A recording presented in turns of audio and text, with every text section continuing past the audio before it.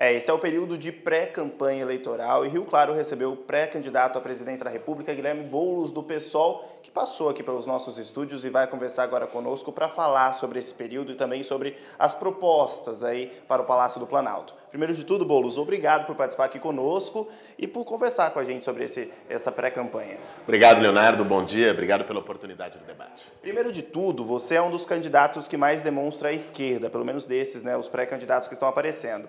É um desafio mostrar a esquerda no momento em que a imagem está tão complicada? Olha, nós temos que discutir o que é ser de esquerda, né?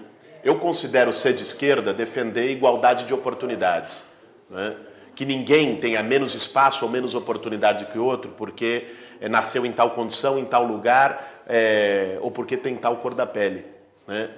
A igualdade de oportunidades é um desafio para o Brasil. Hoje o Brasil é como se fosse uma corrida de 100 metros, que alguns começam 70 metros na frente, né? Há uma desigualdade profunda, nós estamos entre os países mais desiguais do mundo, embora a gente seja muito rico, a 7ª economia do mundo. Ser de esquerda, do meu ponto de vista, também é enfrentar privilégios, né? É não aceitar como natural a condição privilegiada de alguns. Não há pessoas melhores do que outras na sociedade, né? E esses privilégios precisam ser enfrentados. E ser de esquerda é defender a participação popular, a participação das pessoas, né? As pessoas têm que decidir o seu futuro e o futuro do país, né? Isso significa ampliar a democracia e não reduzi-la. Nós temos que mudar a forma como se financia o Estado brasileiro. O Brasil, o Estado, é como se fosse um Robin Hood ao contrário.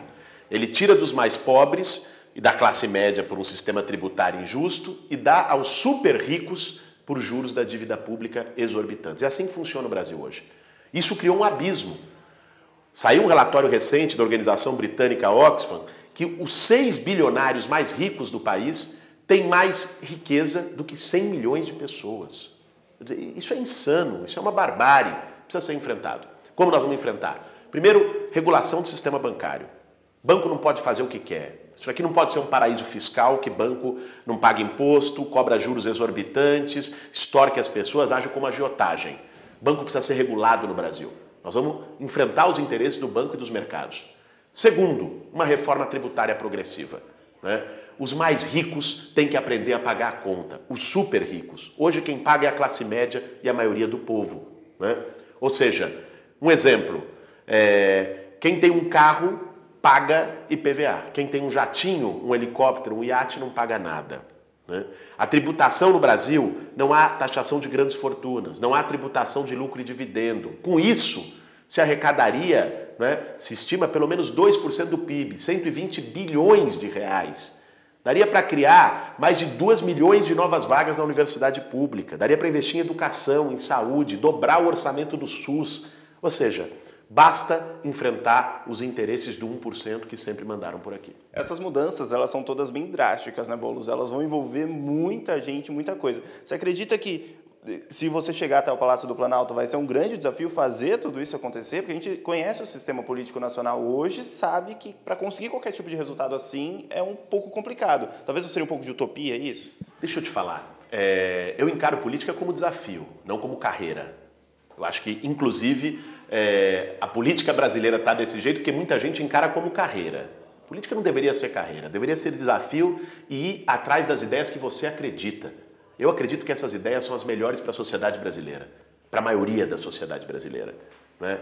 Essa história da política de você ir negociando princípios, isso não acaba bem. O sistema político brasileiro se tornou, não à toa, um balcão de negócios, né? Um balcão em que quem entra vai lá e troca apoio no parlamento, né, por cargo no governo. Essa velha forma de fazer política gerou uma descrença nas pessoas. É isso que faz com que as pessoas não acreditem mais, não queiram ir votar. Não adianta entrar para fazer a mesma coisa que todo mundo tem feito, não adianta, fica em casa.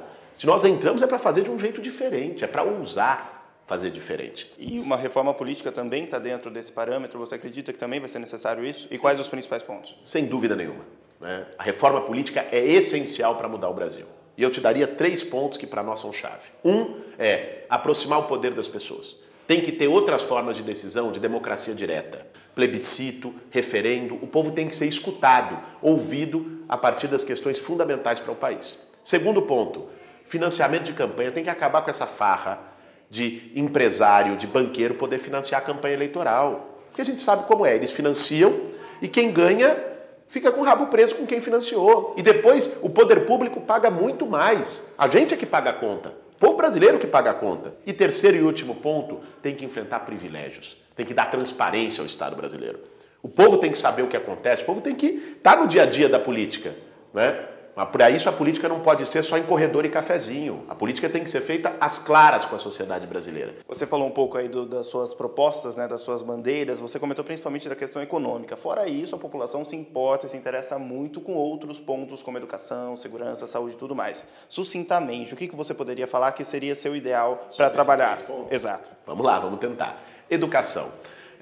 Nós precisamos de uma educação pública de qualidade, desde a creche, né, até o ensino superior. Isso significa investimento no ensino básico. O Sistema Nacional de Educação prevê, pelo Plano Nacional de Educação, 50 bilhões ao ano, num projeto chamado Custo Aluno Qualidade Inicial. Não foi feito até hoje, está lá. E não foi colocado no orçamento pelo Temer, esse governo desastroso, que está destruindo o Brasil, que representa um atraso, né, de 50 anos em 2 anos. Então nós precisamos implementar o custo aluno qualidade inicial, valorizar os professores, pagar piso salarial, dar respeito e também dar respeito aos alunos. Em relação à saúde pública, nós temos que valorizar o SUS, né? O SUS está precarizado, o SUS está doente. E o SUS está doente por falta de investimento. O sistema de saúde pública para todo mundo é bom e necessário, é avançado. O problema é que não estão botando o dinheiro que precisava botar lá. Isso precisa ser feito.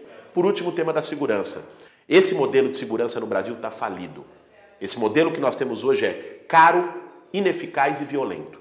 Nós temos no Brasil a polícia que mais mata e a polícia que mais morre no mundo. Alguma coisa está errada. Nós precisamos de um novo modelo, inclusive já há a PEC, Proposta de Emenda Constitucional 51 no Senado, que propõe o ciclo único de polícia, com desmilitarização, que não é uma polícia que vai investir na pancada, na violência, no choque. Tem feito isso e isso não resolveu. Vamos colocar as coisas claras, né? É uma polícia que vai investir na inteligência.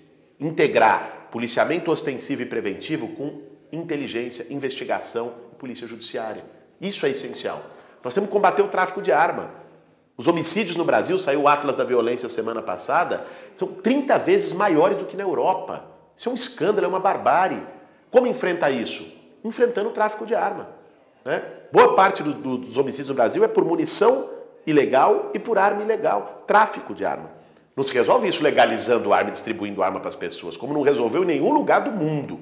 Isso é uma ilusão, é uma mentira, né? Imagine, distribuir arma, qualquer briga de trânsito vai virar um homicídio potencial. Não é desse jeito. É combatendo o tráfico de armas, e isso se faz com inteligência, não com tropa de choque na rua. Tá certo, muito obrigado pela sua participação e a gente deixa o convite, inclusive seja com o Boulos ou qualquer outro pré-candidato que você vá ver, por favor pesquise antes de votar, porque lá em outubro é o seu voto que vai contar para colocar quem vai nos representar lá em Brasília.